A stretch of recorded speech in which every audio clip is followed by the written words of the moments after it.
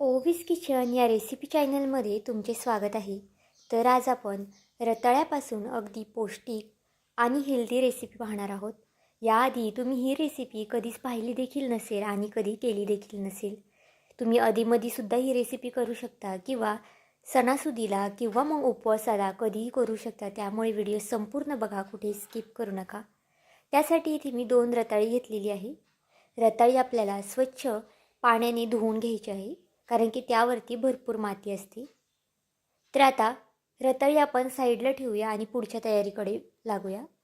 तर इथे पाहू शकता, गॅसवरती एक छोटं पातेलं ठेवलेलं आहे मी. तुम्ही कढईमध्ये सुद्धा ही रेसिपी करू शकता. त्यामध्ये 1 चमचा तूप घातलेला आहे आणि थोडेसे ड्रायफ्रूट्स घातलेले आहेत. थोडे बदाम आणि थोडे मनुके वापरलेले आहेत. तुम्ही तुमच्या आवडीनुसार यामध्ये ड्रायफ्रूट्स टाकू शकता. आणि जर तुम्ही तूप नसेल घालत तर त्याऐवजी तुम्ही तेलसुद्धा वापरू शकता. आता ते बदाम आणि जे मनुके आहेत ते आपल्याला तेलावरती छान अशा पद्धतीने फ्राय करून घ्यायचे आहेत. तर पाहू शकता, इथे मनुकेसुद्धा छान फ्राय झालेत आणि बदामसुद्धा छान परतून झालेले आहेत. आता यामध्ये अर्धा लिटरला थोडंसं कमी इथे मी दूध घातलेलं आहे. म्हणजे अर्धा लिटर इतपत दूध घालून घेतलेलं आहे. तुम्ही जर जास्त लोकांसाठी ही रेसिपी करत असाल तर 1 लिटर दुधाचा वापर केला तरीसुद्धा चालेल. पण शक्यतो ही रेसिपी करताना जास्तच करा, कारण की अजिबातच शिल्लक न राहणारी रेसिपी आहे ही.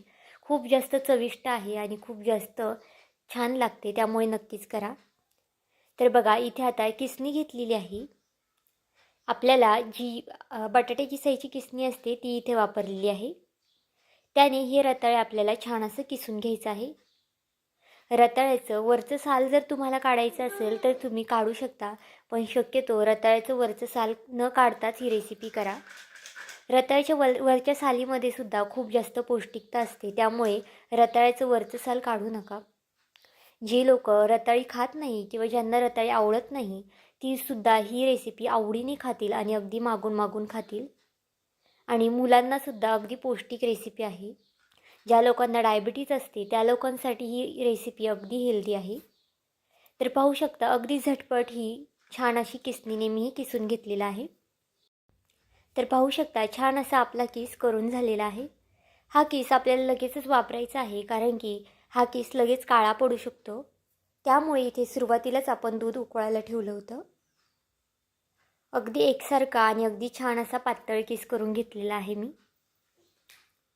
तुम्हाला जर किस करायचं नसेल तर तुम्ही अगदी बारीक बारीक पीसमध्ये तुकडेसुद्धा करू शकता.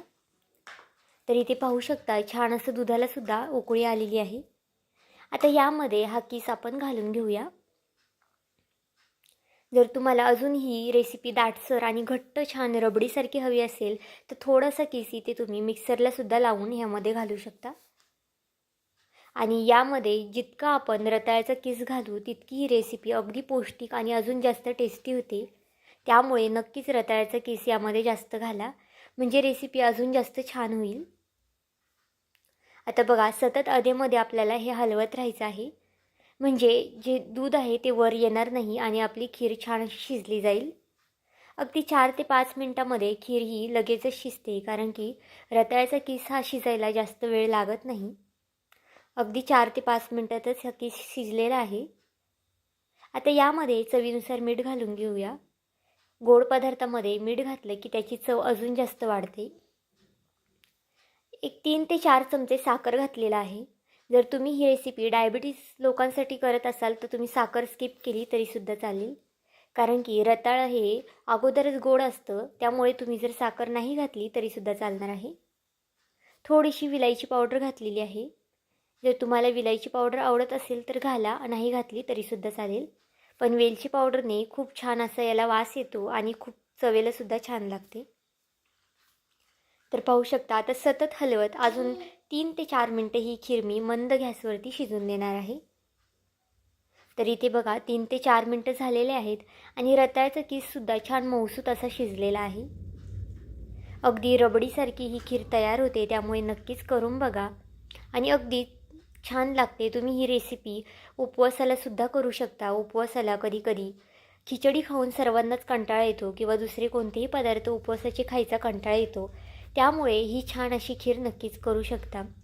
अगदी छान लागते चवेला आणि खूप जास्त पौष्टिकतेने भरलेली आहे. मुलांसाठी तर खूप जास्त हेल्दी आहे आणि जे वयस्कर लोक असतात त्यांच्यासाठी सुद्धा खूप जास्त छान आहे. त्यामुळे नक्कीच ही रताळ्याची खीर एकदा करून बघा. ही खीर थंड झाली ना की अजून जास्त घट्ट होते, दाटसर होते आणि अगदी रबडीसारखी लागते. त्यामुळे शक्यतो ही खीर थंड झाल्यावरतीच खा. त्यामुळे याची चव अजून जास्त वाढते. तर आजची ही अगदी हेल्दी आणि पौष्टिक ही रताळ्याची खीर तुम्हाला कशी वाटली मला हे कमेंट करून सांगायला विसरू नका. आणि जर चॅनलवरती नवीन असाल तर सबस्क्राईब करायला विसरू नका. भेटूया आपण पुन्हा एका नवीन रेसिपीसोबत.